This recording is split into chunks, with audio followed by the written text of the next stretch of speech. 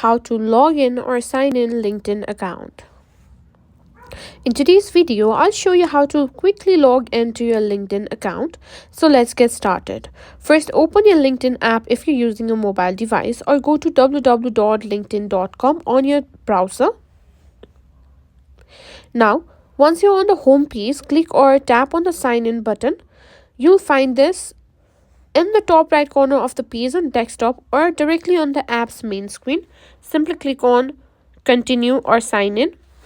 Now, what you need to do is enter the email address or phone number associated with your LinkedIn account.